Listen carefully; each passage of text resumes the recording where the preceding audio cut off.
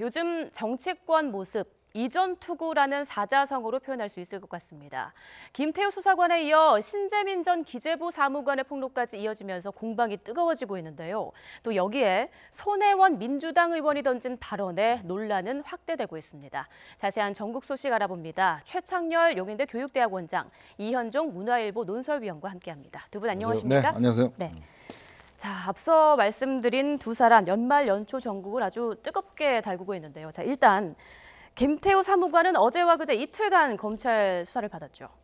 김태우 수사관이 이제 참고인 신분으로 소환이 됐었어요. 예. 두 차례에 걸쳐서 조사를 받았는데, 글쎄요, 지금 이제 자유한국당은 또 이 청와대에 임종석 비서실장과 조국 민정수석을 고발해 놓은 상태예요. 네.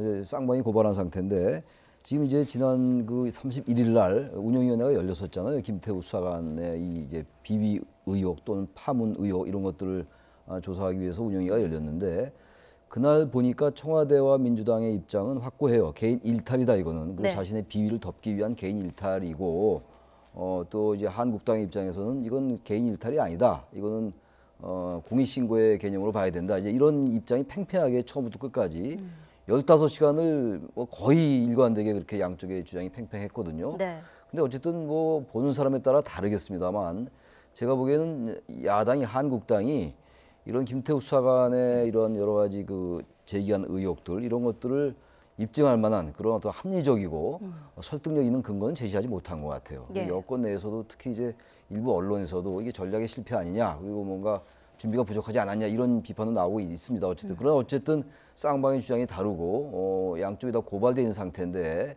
일단 검찰의 수사를 지켜보는 수밖에 없다. 현재로서 그렇게 보입니다. 네. 이번 검찰 조사에서 어떤 부분을 중점적으로 좀 캐물었을까요? 아무래도 이제 지금 블랙리스트와 관련해서 환경부와 관련해서 지금 환경부 그 블랙리스트에 들어가 있는 분들에 대해서 이제 차례차례 조사를 했다는 거 아니겠습니까? 네. 과연 압박이 있었느냐, 사퇴 압박이 아마 이런 부분을 조사를 한 것 같고, 그리고 이제 민간인 사찰 관련돼서 이제 과연 그 청와대에서 지시가 있었느냐, 민정수석실에서.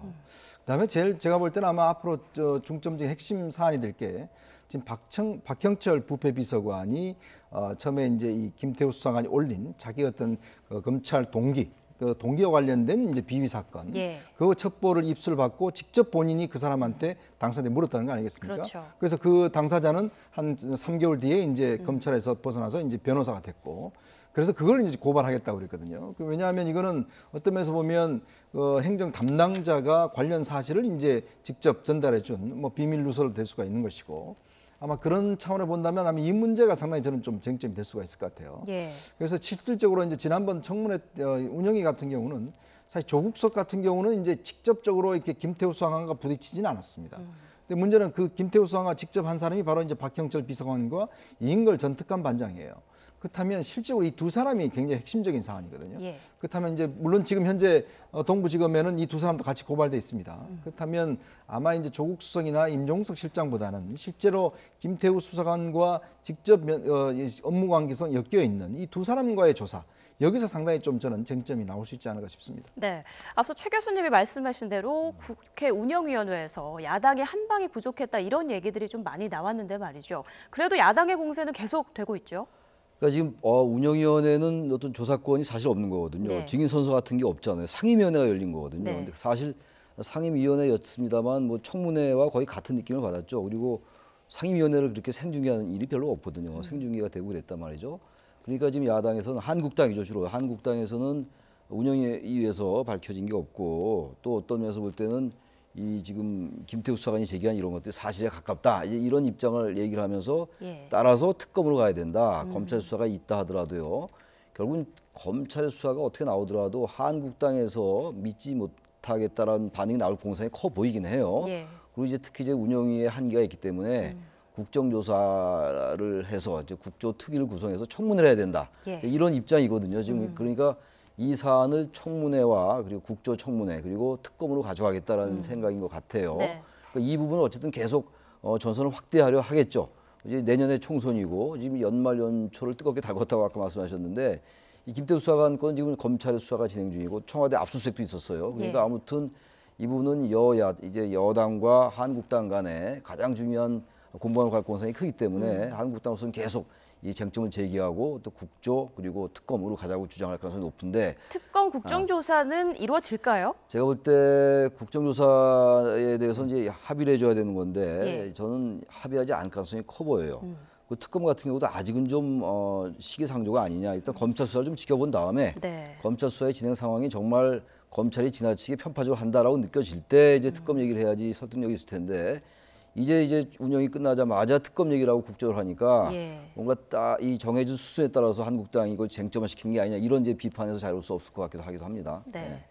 또 신재민 전 기재부 사무관이 폭로를 이어가면서 진실 공방이 또 벌어지고 있는데요. 자, 이번에는 그 논쟁거리가요. 이게 공익제보냐 아니냐 이쪽으로 좀 넘어간 것 같습니다. 근데 이제 법적으로 보자면 이게 예. 2008년도에 이제 이 법 자체는 이제 오래전에 이제 만들어졌습니다. 네. 공익 제보자에 대한 이제 보호법이 만들어져서 나오고 있는 이 그렇습니다. 법이죠. 이제 공익 침해라는 게 이제 굉장히 좀 구체적으로 규정이 돼 있어요. 안전과 환경 또 소비자 이익이라든지 또 공정한 경쟁 이에 준하는 공공의 이익 이렇게 돼 있거든요. 네. 그러니까 이제 예를 들어서 지금 이 신재민 전 사무관이 자신과 관련된 업무와 관련된 걸 이제 이야기한 거 아니겠습니까? 이제 그렇기 때문에 이걸 과연 그러면 여기 법상에 적용하느냐는 좀 애매한 부분이 있을 겁니다. 그렇지만 이 법 자체의 취지 자체가 보면 결국 이제 현재 권력에 대한 견제 또 어떤 정부의 어떤 잘못된 정책 집행이나 이것에 대한 어떤 그 폭로자에 대한 보호 이런 어떤 법 취지가 있기 때문에 예를 들어서 예전에 같은 경우 윤석열 이병의 뭐 부재자 투표라든지 뭐 등등 이런 것들이 우리가 이문호 감사관이라든지 예전부터 이제 공익 제보자들이 내부 고발자들이 꽤 많았지 않습니까? 예. 이제 그런 차원에서 본다면 정치적으로 신재민 전 사무관의 폭로는 굉장히 공익 제보자라고 볼 수가 있다. 저는 네. 그렇게 판단을 하거든요.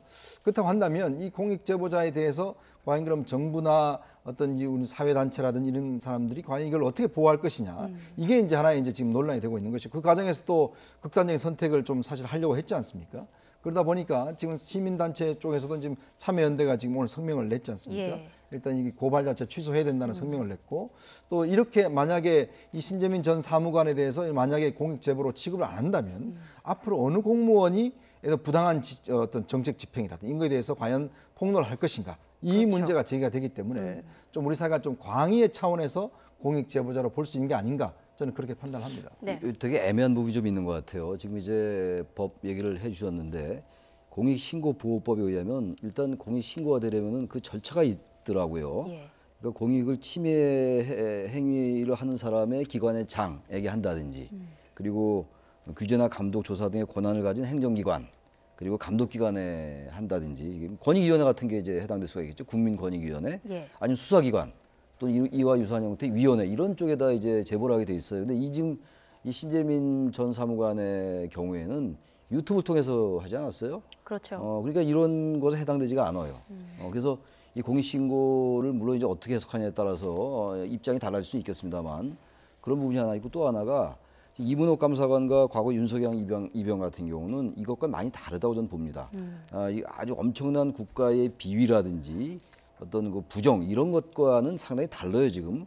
지금 이 핵심은 기재부의 청와대가 그 얘기를 한 거, 그 적자 국채를 발행해라 뭐 이런 얘기했던 거 이런 것들이 과연 외압인 것이냐 이거잖아요. 네. 또 그 관점에 따라서 외압이 아니라 청와대가 국정 운영의 주체로서 기재부와 상의할 수 있는 거라고 저는 생각해요. 이거를 그래서 공익이라는 커다란 관점에서 내부 고발자 또는 양심선언하고 자꾸 헷갈리게 보면 안 된다는 생각을 좀 합니다. 그래서 이게 정책 결정 과정이 과연 맞느냐 틀리냐 문제는 판단은 차치하고서라도 이 부분을 지나치게 공익신고보호법이 잘 맞지도 않고 하기 때문에 공익신고를 보는 건 좀 우리가 따르고요. 또 하나 문제가 단지 이제 그건 제가 지적하고 싶어요. 일단 진상규명이 확실히 안 돼 있잖아요. 기재부로서는 입장을 발표했습니다만 그렇다면 이런 입장을 발표했다 하더라도 아직 석연치 않은 부분이 있다면 그런 진상을 좀 규명한 다음에 그때 기획재정부가 고발을 해도 늦지 않지 않았을까. 그래서 너무 빨리 고발을 했다. 그래서 아마 좀 참여연대에서도 고발을 철회하라 이런 있는 주장이 있거든요. 그래서 이 부분은 조금 빨리 대응했다. 기재부가 이런 비판을 할 수 있어도 이 자체를 공익신고라고 보기엔 저 개인적으로는 좀 무리가 따르지 않느냐 생각합니다. 네, 일단 사실관계를 먼저 네. 밝혔어야 하지 네. 않았냐 이런 네. 말씀이신데요. 예, 말씀하신 것처럼 청와대와 기재부는 김태우, 신재민 이 두 사람을 공무상 비밀누설 혐의로 검찰에 고발을 했습니다. 이를 두고 여야의 대치가 이어지고 있는데 각각의 입장 듣고 오겠습니다. 정부와 여당은 공익제보로 궁지에 물리자 민주주의에서 나올 수 있는 최악의 반응을 보이고 있습니다. 공익제보자에 대한 파상 공세식 인격 모독과 사법적 탄압으로 현재 상황에 대해서 과장하고 정치 쟁점화하는 것은 책임 있는 야당의 자세가 아닙니다. 정치 공세는 즉각 중단돼야 할 것입니다. 네, 한국당은 정부 여당이 공익제보자의 인격을 모독하고 있다. 그리고 민주당은 정치 쟁점화하지 말라. 이런 반응인데요. 어떻게 생각하십니까? 우리가 이제 이런 문제가 발생하면 예. 일단 메시지와 메신저가 있지 않습니까? 네. 즉 그 이야기를 한 사람과 그 내용이 있는데 사실 이제 옛날에 지금의 여당이 야당일 때는 굉장히 그 메시지와 메신저에 대해서 굉장히 이제 보호를 하고 또 이제 그에 대해서 사실 이제 폭로를 굉장히 좀 어떤 면에서 보면 이제 상당히 좀 적극적으로 도왔죠. 근데 지금 이제 벌어진 상황에서 보면 가장 먼저 김태우 수사관이나 지금 신재민 전 사무관 같은 경우는 일단 메신저가 잘못됐다라고 막 계속 이야기를 하고 있어요. 네. 그래서 이 사람은 비리 혐의자다. 그러니까 그 비리 혐의자 이야기했기 때문에 모든 것이 잘못됐다라는 그런 논리. 그다음에 김태우 지금 그 신재민 전 사무관 같은 경우도 뭐 이 사람이 사기꾼이다. 돈 때문에 했다. 그다음에 뭐 망둥이다. 뭐 이런 식의 이제 계속적인 비난을 했지 않습니까? 그러니까 그 내용 자체가 과연 그러면 이게 사실이 맞느냐 안 맞느냐. 예를 들어서 정부가 왜 그러면 지금 세수가 많이 발생했음에도 불구하고 적자 국채를 발행하려고 했는지, 그다음에 왜 만약에 이런 세수가 많아지면 가장 먼저 사실은 이게 부채를 갚아야 되는데 예. 왜 부채를 갚는 걸 갑자기 취소를 했는지 이런 것에 대한 원인. 예를 들어서 지금 신재민 사무관이 이야기했듯이 정부가 사실 17년도에 지난해 이제 2017년도 출범을 하면서 전 정부에서와 겹쳐지는 회의지 않습니까? 그러면 국채 자체가 상당히 많이 이제 발행을 해놓으면 상당히 좀 저평가가 되겠죠. 예. 근데 그 다음에 하는 이 정부의 행동은 상당히 고평가가 되지 않습니까? 상대적으로. 그렇죠. 예. 이제 그런 것들을 노린 거 아닌가라는 이제 문제제기거든요. 그렇다면 이게 사실은 우리나라 국가재정법에 보면 실제로 이제 이런 뭐 세계 잉여금이나 이렇게 발생을 할 경우에 가장 먼저 국가 부채를 갚도록 돼 있습니다. 그러면 그것에도 불구하고 왜 그러면 적자 국채를 발행하려고 했는 것인지에 대한 문제를 규명하면 되는 것이고 정부는 그거에 대해서 설명하면 되는 것이거든요. 예. 근데 문제는 그것에 대한 명확한 지금 설명이 없어요. 그러면서 불구하고 자꾸 신재민 전 사무관이 이 사람이 뭔가 돈 때문에 그랬다, 학원 강사, 스타 강사가 되려고 했다, 이 문제만 지금 초점을 맞추고 있는 것이거든요. 그렇기 때문에 예전에 정부 야당이 보였던, 야당실에 보였던 것과 지금의 태도는 너무 다른 거 아닌가. 이제 그런 면에서 좀 비판의 여진이 있는 것 같습니다. 메신저에 대한 비판만 하고 메시지 내용에 대한 그 해명이 없다. 이런 말씀이시네요. 저도 아까 진상규명 말씀을 예. 드렸는데 이제 김태우 수사관하고 지금 신재민 전 사무관 때문에 되게 복잡해져 있어요. 이게 전혀 양상이 맞습니다. 다른 건데 예. 김태우 수사관 얘기 다시 좀 해볼게요. 김태우 수사관이 얘기하는 거는 그리고 한국당의 주장은 그가 제기했던 게 이제 김 씨가 제기했던 김태우 수사관이 제기한 게 민간인 사찰이고 예. 블랙리스트라는 거 아니에요. 근데 민간인 사찰이라는 건 일단 윗선의 지시가 있어야 돼요. 윗선의 지시. 그리고 이것이 어디까지 보고되냐의 문제잖아요. 근데 여기 대해서 또 청와대가 초기에 대응을 할 때 좀 미흡하게 대응을 했고 해명이 부족한 면은 분명히 있어요. 거기에 대한 비판은 많이 했던 걸로 알고 있는데 저도 많이 했고 그 부분하고 이것이 청와대가 민간인 사찰을 했던 거다라는 건 전혀 다른 문제거든요. 그래서 메신저의 문제가 아니라 이건 내용의 문제에 있어서도 청와대나 민주당으로서는 이건 아니다라고 계속 주장하고 있는 거예요. 왜냐하면 조국 수석이나 임종석 실장이 그날 운영위에서 이제 얘기한 것처럼 31일 날 이거 정말 블랙리스트고 민간인 사찰이다라고 입증할 만한 게 별로 없었어요. 향은 모르겠어요. 국조도 하고 특검을 하고 그럼 또 뭐가 나올지 모르겠습니다만 적어도 검찰 조사에서도 저도 아직까지 그렇기 때문에 이건 단순히 메신저의 문제만 국한한다라고 보면 좀 안 될 것 같고요. 또 신재민 사무관 같은 경우는 마찬가지예요. 어떤 그 초과세수가 발생한다고 반드시 그것을 빚을 갚으라는 법은 없어요. 가정에서도 이제 수입이 많아졌다고 해서 빚 안 갚고 다른 데 투자해서 더 수익을 낼 수 있는 거기 때문에 그런 건 그야말로 정책적 판단의 영역이라고 봐요. 예. 그런 논쟁을 필요한 부분이고 바로 이제 그런 것들을 진상을 규명하자라는 거 아니겠어요. 근데 그리고 또 하나가 적자 국채 발행에서 높아진 게 0.2%포인트밖에 차이가 안 나요. 그래서 굳이 그걸 막 여러 가지 정치적인 이유로 해서 적자 국채를 발행하라고 청와대가 외압을 했다라고 보는 게 좀 논리의 비약이 좀 있어 보여요. 어쨌든 그런 부분들 따져야 되는 것이기 때문에 그래서 저도 아까 어쨌든 기재부가 조금 고발이 빨랐다는 말씀 드린 거예요. 예. 그럼에도 불구하고 과거에 있었던 이런 것들과 동일선상에서 이건 내로남불이다라고 야당이 비판하는 건 저는 논리에 좀 비약 아닌가라는 생각을 합니다. 네. 자, 그럼 여권의 대응력에 대해서 조금 더 이야기를 나눠봐야 될 것 같습니다. 앞으로는 정부 여당이 어떻게 이 문제를 좀 대응해야 할까요? 결국 이제 이 정부가 뭐 촛불 이야기를 계속 하지 않습니까? 예. 그러면 전 정부가 뭔가 다르다는 이야기를 했고 또 법과 원칙에 따라서 사실은 이제 국가 운영을 해야 되는 것이거든요. 그렇다면 이러한 제기되는 문제들 앞으로도 아마 저는 문제가 제기될 걸로 봐요. 왜냐하면 분명히 이 정부가 출범하면서부터 그런 문제에 대해서 적폐청산을 수차례 강조를 해왔고 또 그렇게 하지 않는다 약속을 해왔지 않습니까? 예. 자, 그렇다면 정부 운영을 하다 보면 그런 문제가 생길 수 있어요. 왜냐하면 뭐 모든 게 완벽하게 할 수 없지 않습니까? 예를 들어 공무원들 수백만 명의 공무원들을 정부가 다 어떻게 관리를 하겠습니까? 그러면 문제가 발생하면 자, 그럼 이게 왜 문제가 되는 건지를 살펴보고 그럼 이걸 고치면 되는 거예요. 그렇다면 정부가 그 뭐라고 문제를 하겠습니까? 문제는 그런 문제가 발생하면 자꾸 덮으려고 그러고 우리는 아니다고 그러는 것들. 그러니까 본인들은 완벽한데 우리는 그런 유전자가 없는데 자꾸 그런 문제 제기한다고 하는 독선이라는 문제죠. 그러니까 우리는 잘못할 수가 없다라는 독선. 잘못할 수 있죠. 그럼 그걸 고치는 게 정부의 자세 아니겠습니까? 그걸 누가 뭐라고 그러겠습니까? 자, 그러면 앞으로도 이런 문제가 발생할 겁니다. 또 더군다나 저는 여당의 자세가 더 문제라고 봐요. 여당이 뭡니까? 결국은 정부가 잘하도록 도와주는 거 아니겠습니까? 근데 지금은 보면 여당이 오히려 정부가 뭔가 하기 전에 다 방패막이만 하고 있어요. 여당 내에서 아무도 누가 비판론이 나오고 있지 않습니다. 자, 이거는 어떤 면에서 보면 어떤 청와대 이 정부 여당이 여당이 청와대의 출장소가 아닌가라는 그런 오해까지도 불러일으키는 것이거든요. 그렇다면 여당 내에서 합리적인 어떤 비판과 견제가 나와줘야지만이 정부가 건강합니다.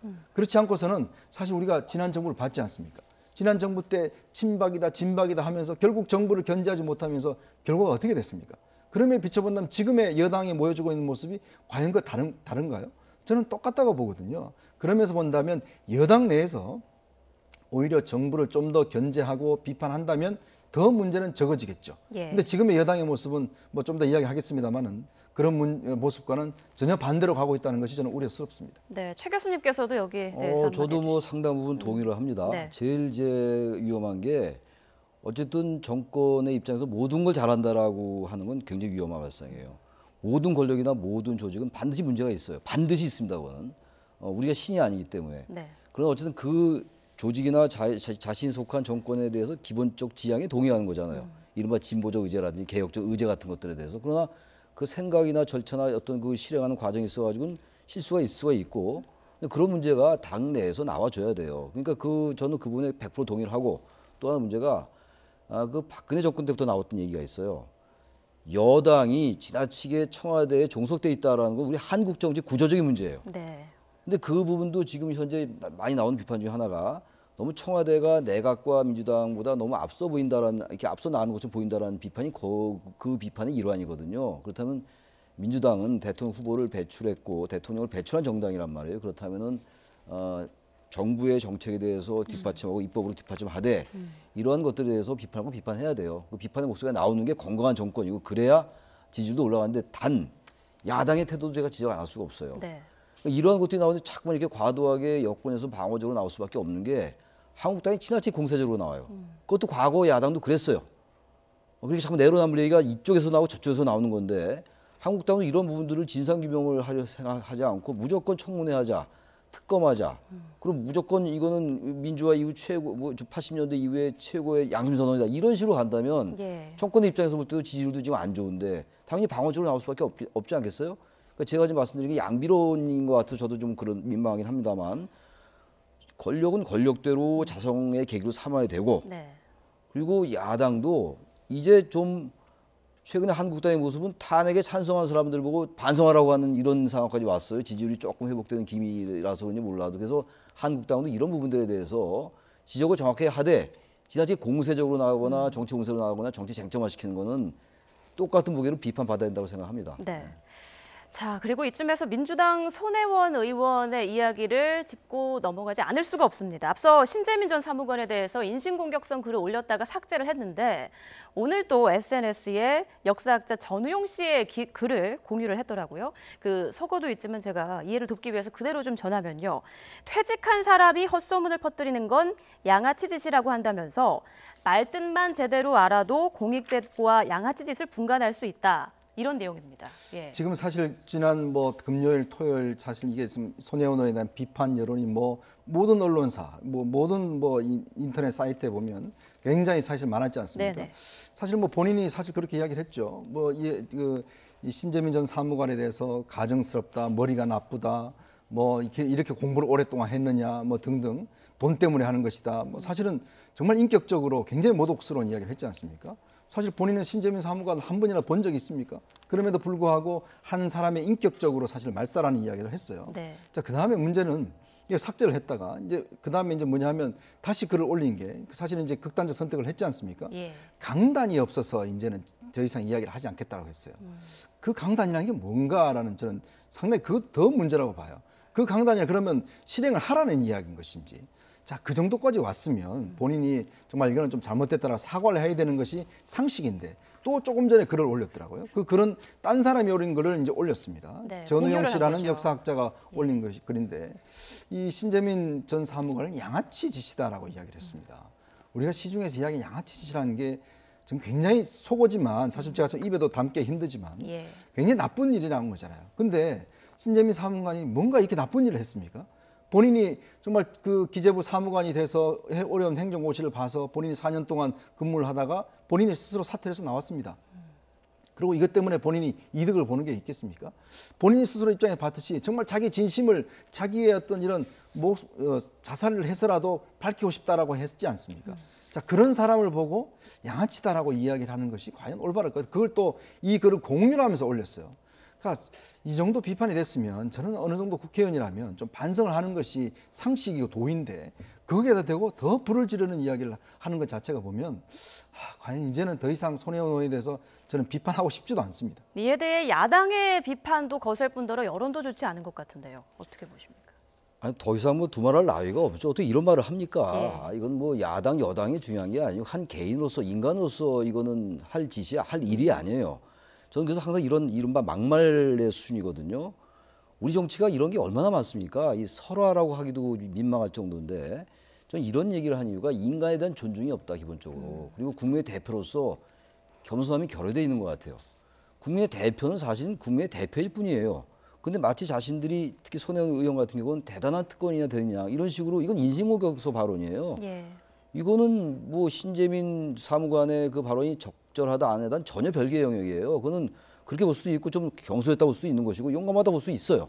그럼 우리가 논쟁하면 되는 겁니다. 토론의 영역인데 이걸 가지고 이렇게 뭐 입에 담기도 어려운 말을 하면은 전 막걸리 먹어서 이런 얘기 안 해요. 아무리 친구하고 먹어도. 근데 이런 얘기 어떻게 합니까? 이거 네. 사과해야 돼요. 이런 얘기를 하면서 문제 본질을 호도하게 되고 엉뚱하게 또 사실 또 여권 입장에서 볼 때는 더욱더 한국당의 비판의 빌밀도 제공하는 게 되기 때문에 이건 집권 세력에도 도움이 안 되고 집권 세력임을 떠나서 말이죠. 예. 국회의원들의 행태 전체를 또 불신으로 빠뜨릴 수 있는 이런 아주 잘못된 거라서 신혜원 의원이 이 발언에 대해서 사과할 필요가 있다고 생각합니다. 네, 이 부분과 관련해서는 두 분께서 같은 목소리를 내주셨습니다. 자, 야권의 공세는 대통령 공약 파기에 대한 비판으로 이어지고 있는 상황입니다. 문 대통령이 대선 후보 시절에 내세웠던 집무실 광화문 이전 계획이 보류됐다는 소식인데 먼저 브리핑 내용부터 들어보시죠. 집무실을 현 단계에서 광화문 청사로 이전할 경우에 청와대 영빈관, 본관, 헬기장 등 집무실 이외 주요 기능 대체 부지를 광화문 인근에서 찾을 수 없다는 결론을 내렸습니다. 따라서 청와대 개방과 집무실 광화문 이전은 광화문 광장 재구조화 사업이 마무리된 이후에 장기적인 사업으로 검토하기로 했습니다. 네, 장기적 사업으로 검토한다라고 방금 밝혔지만 사실상 백지화란 얘기라고 이해해도 될까요? 그렇습니다. 연초 들어서 예. 첫 번째 청와대 발표가 사실은 이게 20대 전략 정책이었거든요. 지난 2012년 대선 때도 그랬고 2017년 대선 때도 중요 공약으로 내세웠던 게 바로 광화문 대통령 시대입니다. 근데 그런 것들을 이제 공약 폐기를 이렇게 발표한다는 것 자체가 저는 좀 이게 의아스럽고 또 더군다나 사실은 이게 옮긴다는 것 자체가 제가 누차 말씀드렸지만 이거는 현장에 가보시면 이건 불가능하다는 건 누구나 다 알 수 있습니다. 왜냐하면 거기에 둘 경우에 왜냐하면 대통령의 집무실이 있으면 그 100m 이내에는 집회 시위를 할 수가 없어요. 지금 광화문 광장 한번 가보십시오. 지금 이게 이제 서울시에서 이야기하는 이제 광화문 광장 개편 계획이란 게 한쪽 도로를 다 없애고 거기를 이제 광장으로 더 확장하겠다는 거거든요. 네. 그러면 거기에다 청와대를 둔다? 그러면요 앞으로 광화문 광장에서 아무 시위도 할 수가 없습니다. 근데 이게 과연 그럼 소통입니까? 아니잖아요. 그리고 대통령이 국가의 중요 행사를 많이 하시는데 그 광화문 광장이 굉장히 좁습니다. 길 자체가. 근데 거기 시위대가 조금만 방해를 해버리면 꼼짝달싹도 못하는 것이에요. 자, 과연 그러면 그거를 1년 반 넘게나 이렇게 저는 검토를 했다는 것 자체가 좀 비상식적이고, 그리고 이제 와서 이제 물론 이게 안 된다고 이야기하는데 굉장히 어떤 면에서 보면 선거 때 너무 예를 들어서 이게 어떤 가치의 문제, 좀 아젠다의 문제에 집착한 게 아닌가. 광화문 대통령 시대라고 해서 대통령이 광화문에 와야지만이 소통이 된다라는 그것에 얽매여서 광화문 대통령 시대를 자꾸 이야기를 했다가 결국 현실적으로 안 되니까 지금 후퇴한 거 아니겠습니까? 예. 그러면 물론 뭐 저는 잘한 거라고 봅니다. 일단 공약 파기는. 그렇지만 이 공약을 이렇게 2년 동안 끌 필요가 있었는지, 그리고 애초부터 시작해서 결국 내용이다. 대통령의 소통은 이렇게 어디에 대통령이 계신지 문제가 아니라 지금 청와대에 있더라도 많은 사람과 만나고 많은 사람과 대화하고 국민들이 뭘 생각하는지 뭐 현실이 어떤지를 잘하면 그게 소통 잘하는 거거든요. 근데 그 내용보다 자꾸 이렇게 형식에 얽매여 버리면 오히려 더 저는 역효과가 올 수가 있다. 그런 판단입니다. 네, 새해부터 잇따르는 폭로에다가 공약 파기 논란까지 국정 운영에 좀 차질이 있지 않을까 싶은데요. 이런 상황에서 청와대 인적 개편이 임박했다. 다음 주 중에 뭐 인사 개편이 있지 않을까 이런 얘기가 뭐 있더라고요. 이제 구체적인 하마평들도 이제 나오고 예. 있고 비서실장 교체는 거의 확실시되는 것 같아요. 그리고 네. 정무수석도 교체하고 국민소통수석도 교체하고 이렇게 됐는데 내년 총선이 있기 때문에 어차피 불가피합니다. 근데 이제 좀 시기가 빨라지는 게 지금 말씀처럼 워낙 지금 집권 세력 전반적으로 집권 세력이 난조에 빠진 현상이에요. 경제도 안 좋고 그밖에 여러 가지 지금 이런 의혹도 제기되고 있고 또 저런 발언도 저렇게 또 잘못된 발언도 나오고 이런 것들이 전반적으로 안 좋은 상황이란 말이죠. 그래서 아무튼 청와대의 어떤 그 참모들을 교체함으로써 분위기를 쇄신하겠다는 거고 더 이게 빨라진 이유가 일단 설 전에 교체를 함으로써 민심을 좀 다독거리겠다. 민심의 이른바 그 설의 밥상머리에서 좀 좋은 호평을 받을 수 있게끔 하는 것 같은데 문제 이제 어떠한 인사로 채우냐의 문제인 것 같아요. 예. 저는 그래서 일단 국정 철학을 공유해야 되겠습니다만 지나치게 친정 체제 강화의 평을 듣는 인사를 하게 되면은 탕평이라는 인사하고 또 안 맞을 수 있어요. 그러니까 어떤 진보적인 개혁적인 의지에 동의하는 인물을 쓰되 지나치게 어떤 객관적인 시각에서 볼 때 너무 강한 친정 체제다라고 한다면 오히려 어떤 외연의 확장에 오히려 더 마이너스가 되지 부정적인 측면이 있지 않나 해서 그런 인물을 어떻게 쓰냐가 이 분위기 쇄신의 중요한 하나의 관건이 되겠다라는 생각을 합니다. 네, 방금 화면으로도 나갔지만 이번 인사 개편에 거론되는 인물 임종석 실장, 한병도 수석, 윤영찬 국민소통수석 등 거론되고 있는데 자 조국 수석과 정의용 안보실장은 유임될 가능성이 높다는 얘기가 나오더라고요. 그렇습니다. 지금 뭐 일단 정의용 안보실장은 아무래도 이제 그동안 모든 것들을 사실 청와대 안보실 위주로 진행을 해왔지 않습니까? 남북 관계도 그렇고 북미 관계도 그렇고. 근데 지금 이제 중요한 사안들이 남아 있죠.